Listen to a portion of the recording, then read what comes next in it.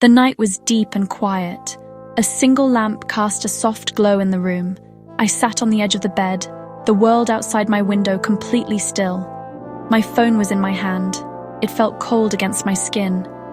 One unread message waited for me.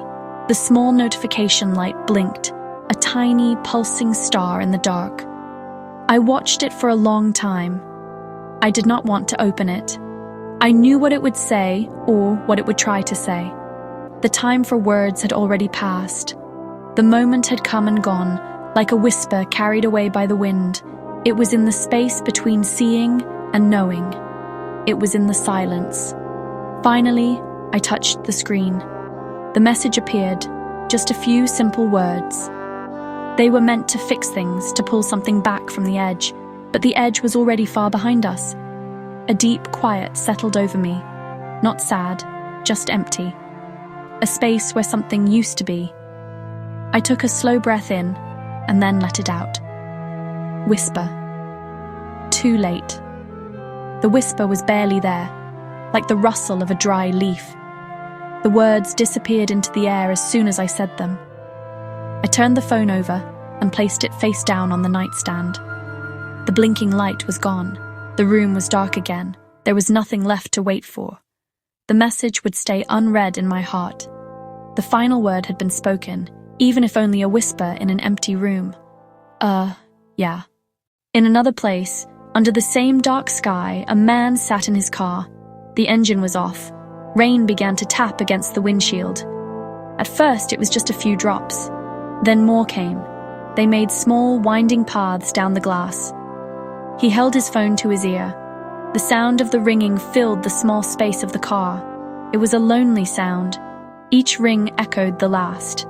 Each one was a question without an answer. His jaw was tight. He was waiting.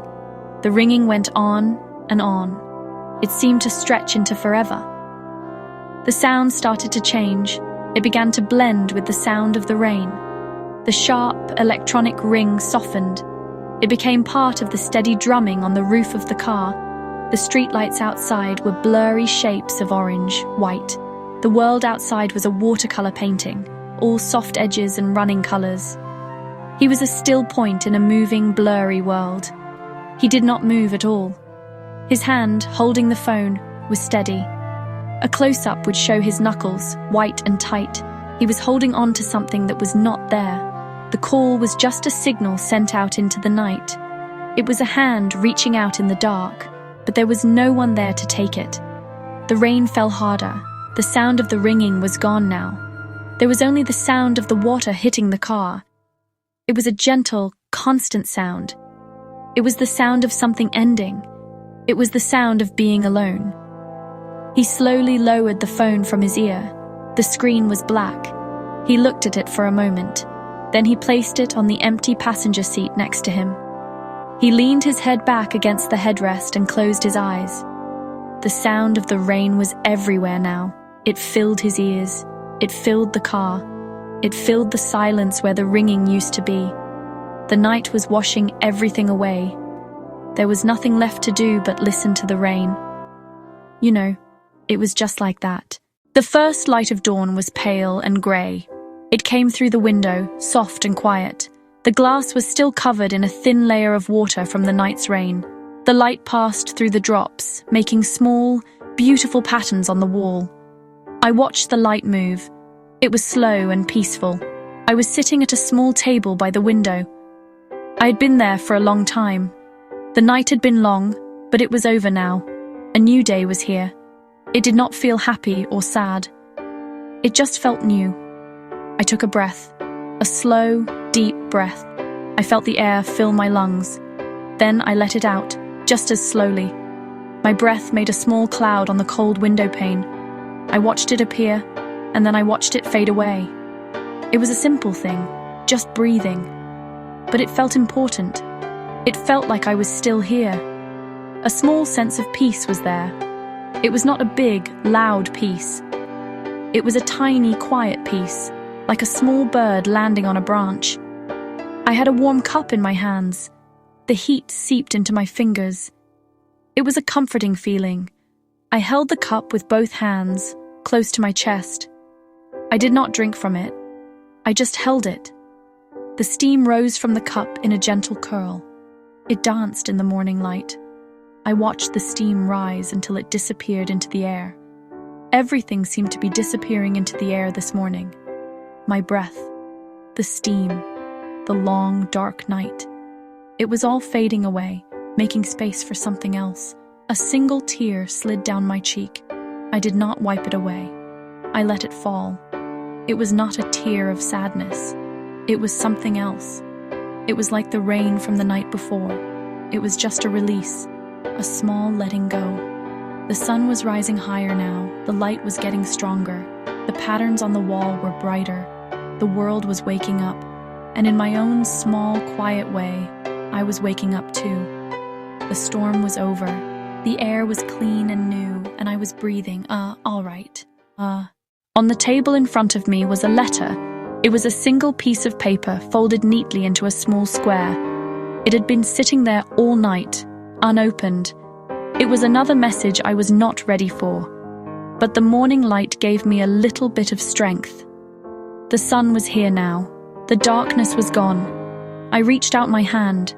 The paper was smooth and cool. It felt fragile, like it could tear with just a touch. I was careful. I picked up the letter. My hands moved slowly. I unfolded the paper one fold at a time. Each movement was deliberate. Each crease in the paper was a line in a story that was now ending. The sound of the paper unfolding was loud in the quiet room. It was a soft, crinkling sound, the sound of a secret being revealed. I held the paper flat on the table. The words were written in familiar handwriting. The lines were straight and neat. Every letter was formed with care. It was a handwriting I knew better than my own.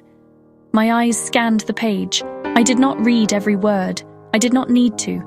I knew the heart of the letter without reading it all. My eyes stopped on one line. It was near the end. The words were simple. They were clear.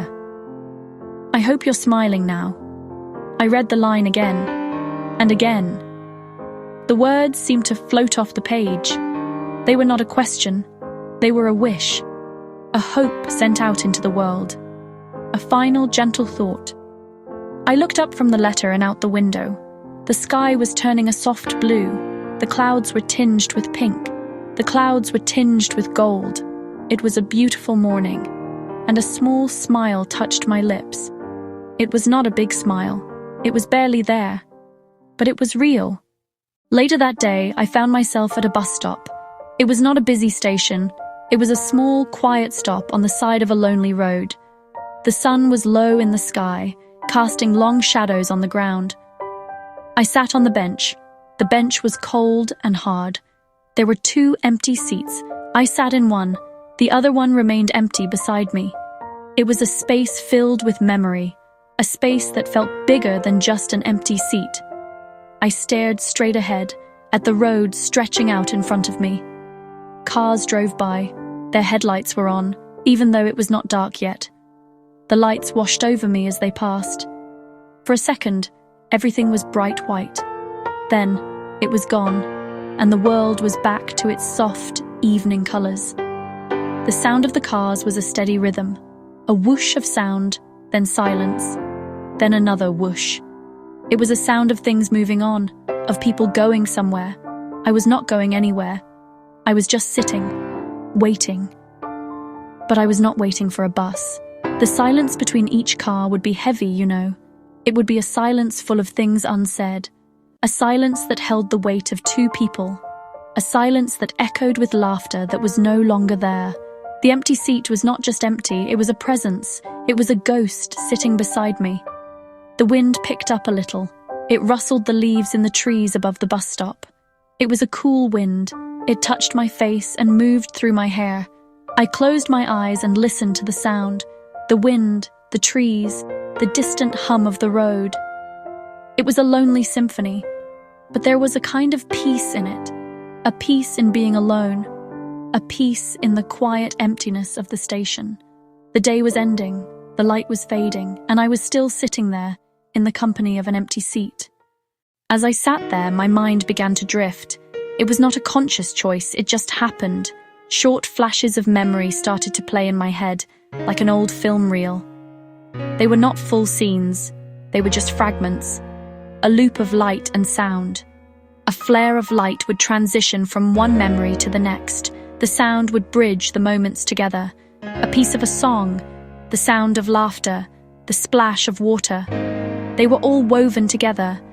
First, a close-up of two hands. One hand holding a seashell, the other hand gently tracing its shape. The sun is bright. The sound is the crash of ocean waves. Then, a flash of light. Now, a silhouette of two people against a bright sunset. They are standing close. One head rests on the other's shoulder. The only sound is a soft, gentle piano melody. Another flash. A shot from above. Two pairs of feet walking through fallen autumn leaves. The sound is the crunching of the leaves under their shoes. The memories kept coming. A quick shot of a smile seen in the reflection of a shop window. The sound of rain on a tent. The feel of a warm blanket. The smell of coffee in the morning. These were not big moments. They were the small, in-between moments. The moments you don't realize are important until they are gone. There were no names. There were no full conversations. Just feelings. The feeling of warmth. The feeling of safety. The feeling of joy. A loop of happy days. The loop played over and over in my mind. Each time, it was a little softer, a little more faded, like a photograph left in the sun for too long. The colors were losing their brightness. The sounds were getting quieter. It was not sad to watch them fade. It was just the natural way of things. Memories are like that. They are bright at first, and then they soften over time. They become part of you, but they are not as sharp. They become a gentle echo, a soft light inside you. I stood in the doorway of what used to be our home. The rooms were empty now. The furniture was gone. The walls were bare. All that was left were faint squares on the walls where pictures used to hang. The morning sun streamed in through the back door, filling the empty space with brilliant, golden light. It made the dust motes dance in the air like tiny stars. I was a silhouette against the brightness, a dark shape standing on the edge of a memory. The house was quiet. It was waiting for me to leave. My hand rested on the doorknob. The metal was cool. My fingers wrapped around it. This was the final touch, the last connection to this place. I had walked through these rooms for the last time. I had said goodbye to the ghosts in every corner. There was nothing left to do now but close the door. It was a simple action, but it felt like the weight of the whole world was in that small movement. I turned the knob. The latch made a small clicking sound. I pulled the door toward me. It moved slowly, without a sound. The slice of bright sunlight from behind me grew smaller and smaller. The last sliver of light disappeared. The room was plunged into darkness for a moment. Then the sound. A soft, gentle click as the latch caught. It was not a slam. It was a quiet release. My hand lingered on the doorknob for a second after the door was closed. Then I let go. I turned around. The sun was behind me now, warm on my back. I was outside. The house was behind me. The door was closed. A chapter was finished. I did not look back. There was no need to. I had already said my goodbyes. The quiet click of the door was the final word. It was the sound of an ending, but it was also the sound of a beginning. It was the sound of stepping into the light. The epilogue finds me at dawn, by the sea. The sky is a canvas, soft pinks, golds. The sun is just a sliver of bright orange on the horizon. The air is cool, smells of salt. The wind is gentle but constant. It blows through my hair, light touch on my skin. I am standing on the sand, just where the water meets the shore. The small waves wash over my bare feet, then pull back. The water is cold. It feels cleansing. It feels real. I am still. I am not looking for anything. I am not waiting for anyone. I am just being. The colors are muted, soft, and the only sounds are the waves and the wind. It is a peaceful soundscape. The rhythm of the ocean is like a slow, steady heartbeat. It is the heartbeat of the world. It is a sound that has been here forever and will be here forever. It is a sound of continuity. The sun rises higher, the golden light spreads across the water, making it sparkle. It lights up my face. There is no sadness in my eyes. There is no joy. There is just a quiet calm, a sense of acceptance. The journey has been long, the night was dark, the rain was heavy, but the morning always comes, the sun always rises, the sea is always there. These are the truths that you can hold on to. These are the things that remain when everything else is gone. I close my eyes for a moment. I feel the sun on my face. I feel the wind in my hair. I feel the water at my feet. I am a part of this world. I am not separate from it. The pain and the loss are still there, but they are not a storm anymore. They are just an echo, a quiet whisper in the sound of the waves. I open my eyes and look out at the horizon. The day is new, and for the first time in a long time, I feel ready for it.